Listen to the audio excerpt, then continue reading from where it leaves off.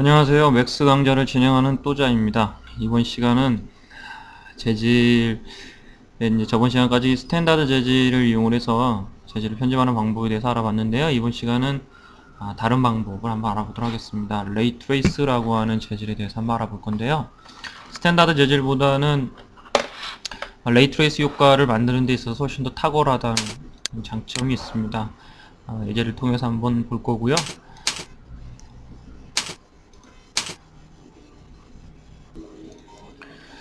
지금 보고 계신 이미지와 같이 이렇게 반사되는 이런 느낌의 재질을 만들 때 사용하시면 굉장히 스탠다드 재질을 이용해서 만드셔도 뭐 상관은 없겠지만요, 이걸 이용하시면은 꽤 느낌이 좋게 만들 수가 있습니다. 그래서 레이 트레이스 재질에 대한 기본적인 설명에 대해서 알아보도록 하겠습니다. 우선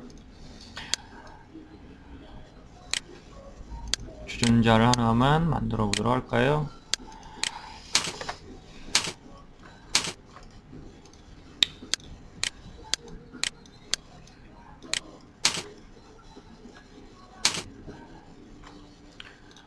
자, 재질 편집창을 열어주시고 한번 만들어 보겠습니다. 스탠다드라고 하는 이 부분을 클릭하셔서 레이 트레이스라고 하는 걸로 바꿔주시면 됩니다. 레이 트레이스 재질은 이렇게 생겼는데요, 기본적으로 봤을 때는 그렇게 뭐 틀린 부분이 없습니다. 스탠다드 재질하고 비슷하죠. 그리고 쉐이딩 부분하고 요만큼도 다 스탠다드 있는 거고요. 앰비언트 컬러도 똑같이 있고 디퓨즈도 있죠. 그 다음에 요게 이제 루미너서티라고 되어 있는 게 셀프 일루미네이션이라고 하는 겁니다. 똑같은 거예요. 트랜스퍼런시 투명도도 결정하게 되어 있고요. 아래쪽에 인덱스 오브 리프렉션, 요거는 굴절율입니다. 투명한 오브젝트에는 반드시 굴절율이 있어야지 그 투명한 정도에 따른 굴절율에 따른 뭐 물인가 유리인가 라고 하는 그런 성질을 바꾸실 수가 있기 때문에 굴절율이 반드시 존재하고요. 리플렉트라고 하는 부분이 있죠. 반사입니다. 여기를 이용을 해서 반사가 되는 정도를 직접, 여기 보면 이제 베이직 파라미터라고 되어 있는데요, 레이 트레이스 재질은 요 기본 파라미터에 굴절이 되고 반사가 되게끔 할 수 있습니다. 스탠다드 재질하고는 틀리다는 거죠. 자체적으로 직접 원래 그런 효과가 들어가는 거기 때문에 훨씬 더 정확하게 계산할 수가 있다는 얘기죠. 그 다음에 스페큘러 컬러가 있고요, 레벨, 글로스니스, 소프트는 다 똑같습니다. 거기다 배경 맵, 환경 맵에 범프 맵까지 다 기본적으로 사용을 할 수 있게끔 되어 있는 게 바로 레이 트레이스입니다. 자, 반사 효과를 한번 줘볼까요? 똑같죠. 뭐 디퓨즈 컬러에는 원하는 색깔 이렇게 넣어 주실 수 있고요. 리플렉트라고 되어 있는 이 부분에 색깔이 흰색이 되면 반사가 100% 반사가 가장 강하게 일어나는 게 됩니다. 자, 지금 여기 반사가 일어나고 있는데요, 배경을 한번 켜보겠습니다. 이 부분을 체크하면 이렇게 반사가 되고 있는 게 보이죠? 색깔이 검정색일 때는 반사가 전혀 되고 있지 않다가 점점점 반사가 되는 게 보이실 겁니다. 그쵸? 그래서 반사가 100% 일어나게 되면 디퓨즈 컬러는 전혀 보이지가 않게 됩니다. 반사하기도 바빠 죽겠는데 언제 자기 색깔을 보여줄 수가 없겠죠?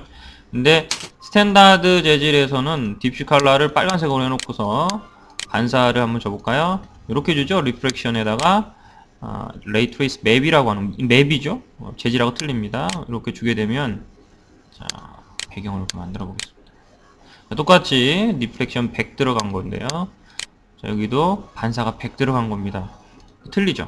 여기는 붉은기가 계속 남아 있고요, 요거는요 남아있지가 않죠. 이런 차이점을 가지고 있어요. 각각의 장단점이 있을 거라고 생각을 합니다. 이게 정확하게 계산이 되는 거고요. 자, 리플렉션 한번 꺼보죠. 여기다 한번 적용을 해볼까요? 자, 주전자를 선택을 하고요. 자, 적용을 시켰습니다. 반사를 이렇게 반만 줘보죠. 렌더링을 걸어보면 이렇게 걸리겠죠. 반사가 되고 있죠. 이렇게 배경이 반사되고 바닥이 반사. 환경을 조금 구성을 해볼게요. 반사되는 정도를 좀 예쁘게 보기 위해서 바닥에도 맵을 하나 사용을 해보겠습니다. 바닥으로 사용할 건데요, 디퓨즈 컬러에다 비트맵을 하나 넣어볼까요? 비트맵을 좀 찾기가 좀 뭐해서 제가 하는 대로 그냥 해보겠습니다. 이렇게 골라놓은 게 있는데요, 자, 이 바닥 맵을 디퓨즈 컬러에다가 집어넣죠. 이렇게 드래그해서 집어넣어 주셔도 별로 나쁘지가 않습니다. 괜찮습니다. 직접 여기서 이렇게 갖다 집어넣으셔도 돼요. 자, 이거는 범프 맵으로 사용될 건데요.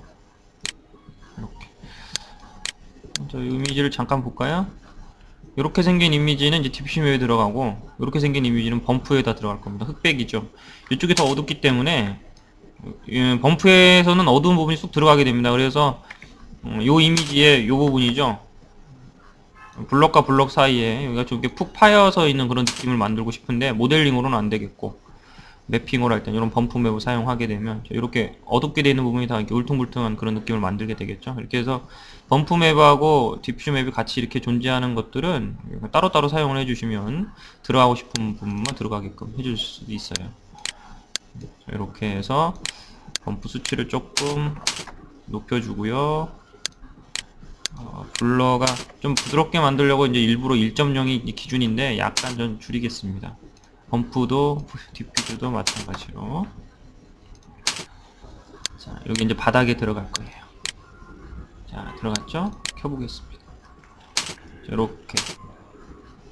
요 플랜 한 장에 이미지가 하나 그대로 들어갔죠? 이게 그대로 들어왔습니다. 그죠?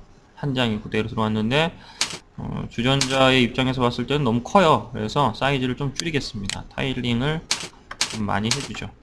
이렇게 타일링을 좀 하고요. 자, 렌더링을 해볼까요? 이렇게 하게 되면 바닥이 이렇게 비치죠? 이 부분에 이제 바닥이 비치는 게 보일 겁니다. 이렇게. 거기다가 이제 배경이 지금 백그라운드 컬러가 인바이러먼트에 보면 이제 검정색인데요. 배경 색깔도 좀 넣어줘야 될 것 같아요. 인바이러먼트 맵에다가 이미지를 하나 넣어보도록 하죠. 비트맵으로.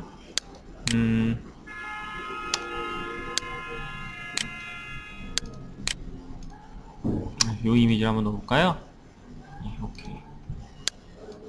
편집을 해주겠습니다. 인스턴스로 백그라운드에 있는 이미지의 그 형태, 그러니까 매핑을 할 타입 같은 거를 편집을 하고 싶으시면요, 여기서는 편집을 못하니까 항상 이 매트리얼 편집기에서만 편집을 할 수가 있습니다. 그래서 여기서 이제 지정은 해주고 그 다음에 편집을 해줘야 돼요. 그래서 이거를 그대로 드래그해서 비어있는 슬롯에 갖다 놓으시면 어떻게 복사할 거냐고 물어봅니다. 반드시 인스턴스로 체크를 하시고요, 오케이 해줍니다. 그러면 자, 요 맵이 지금 여기에 있는 요거랑 같은 거예요. 같은 거죠. 여기서 편집하면 인스턴스기 때문에 여기도 편집이 되는 겁니다. 그럼 배경에서 들어가게 돼 있죠. 요 인바이러먼트라고 체크되어 있겠죠. 매핑을 스크린이 아니라 요 이미지가 이렇게 생긴 이미지입니다. 360도 회전되어 있는 이미지죠. 그래서 스피어리컬로 바꿔주시고요. 옵셋을 이용을 해서 조금 이렇게 돌려볼까요? 네, 이렇게 돌려 마이너스 0.26 정도 됐습니다. 렌더링을 한번 해볼까요? 자, 이제 보시면은 여기 이제 반사되는 게 그 배경, 내친 배경으로 제가 제정했던 이미지가 여기 반사가 되는 게 보이시죠?